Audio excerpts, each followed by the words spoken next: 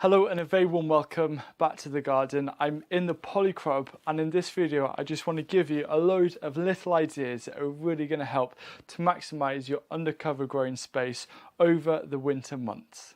So this awesome structure behind me is called a polycrop, which I was gifted after I went to Shetland to film about their amazing community project, where they basically have these hurricane-proof undercover growing structures dotted all over the Shetland Isles and the Orkney Isles. So this arrived as a flat pack, and I employed 2 local carpenters to put it together, and this is a result. Now, if you want to see such an inspiring permaculture project, which is inside 3 polycrops, I did a video of an amazing woman called Susan, who has turned her polycrops into these epic kind of food forests in such a barren, windy climate. So I recommend you check that out, and also if you want to find out more about polycrop, I'll put a link down below. So it definitely goes without saying that my undercover staple is tomatoes. This is my core focus. We've got about 37.5 tomato plants in here. There's one tomato that's just been really odd since the get-go. But as you can see, there's a lot coming through. We've been harvesting loads. There's a load on the way. And what I've actually done is I've heavily cut back the leafy growth, mainly because it's turning towards the end of the season. What you want to do is just go through and cut off any big leaves that are blocking light from coming through, and you can cut them back either to the stem, or you can just leave a couple on if you want, and it makes a really big difference to your crop. So if you haven't done that yet, cut off those excess leaves, and it's also going to help your tomatoes to breathe, which is going to help hopefully hold off blight if you haven't yet got it. The thing that makes the most difference when it comes to maximising your undercover growing space for winter is using a style of intercropping called relay planting. Relay planting is a really clever way to utilise growing space and to effectively shorten the season.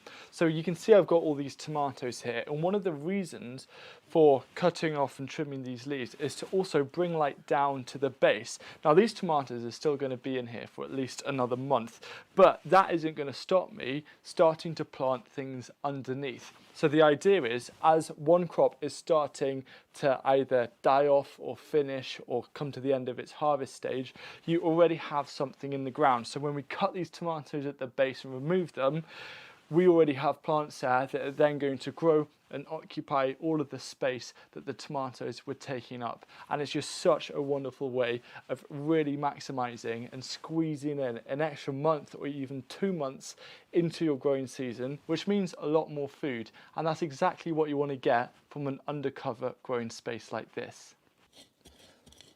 So as I'm under this tomato forest here, what I'm wanting to create is a bit of a winter salad polyculture. So I'm going to start off by planting these Swiss chard underneath. I'm going to fill it with other things such as mustard greens, maybe some kale, pak choi, but what I am doing is using these seedlings, because if you can get ahead and you put seedlings in rather than seeds, that's yet another way of using succession planting to increase productivity. One of your key focuses now, if you haven't done it yet, is either in modules or sowing directly, get as many winter salad type crops in as possible. This is going to be kind of a little winter salad section. I'm going to do this more of a rows rather than a polyculture. So I've got some seeds here of mustard greens, and I've actually got some pak choi, which isn't so much seen as a winter salad, but I really want to give it a go, growing it undercover, and see if I can get some rows. And there's a little tip that I've got here, which is about visualizing how much space each plant or each crop takes up. So all you do is you use these as dividers. So you'll place one end at one side of the raised bed, and then this end at the other side, and then suddenly you've created this rectangle area, and then you can use another one to start breaking up that rectangle into smaller rows. And then it just means that you can have a little bit of an overview, and you can imagine, well, if that's all the mustard that I'm sowing, perhaps I want a little bit more. And so you can make adjustments and really easily kind of plan out your space before you put in any seeds or any plants. And that's a great way using visualization to help you work out how much you want to grow of a particular crop. And you can do it on a small scale like this, or in a bigger scale in your main garden as well. You can see just how easy it is to lay out, and then I can put seed packets where they're going to go. This area here is going to be where I'm going to start putting my pak choy, and I can use these guidelines just to make sure that all of the rows work nicely, and then I have enough space between the other crops as well, just to make sure everything fits in nice and neatly.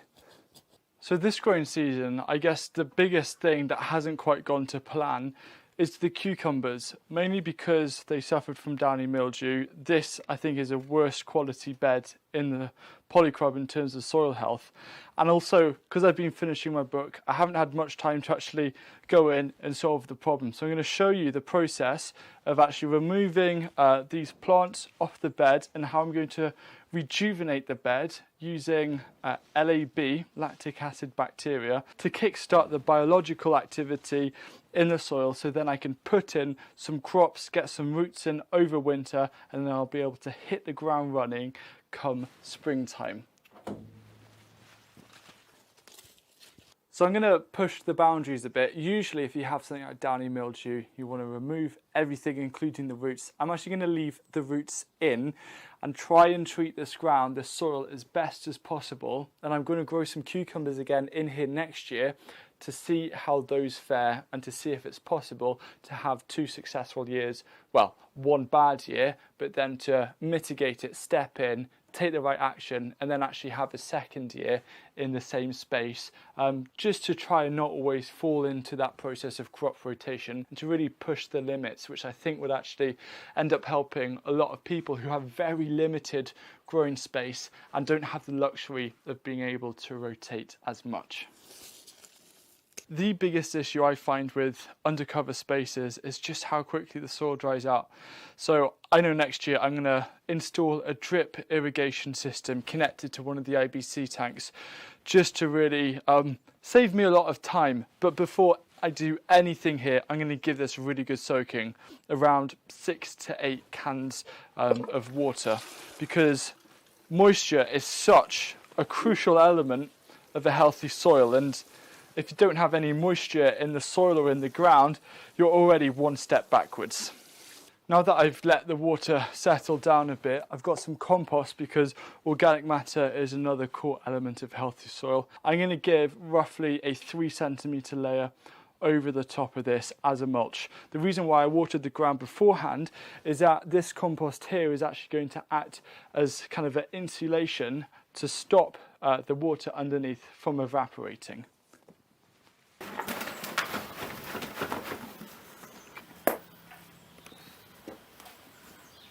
Earlier in this video I mentioned about something called LAB, or lactic acid bacteria, and it's something I've actually been using throughout the growing season, but I haven't featured it on my channel, mainly because I'm very much at the experimental stage of it and testing it out.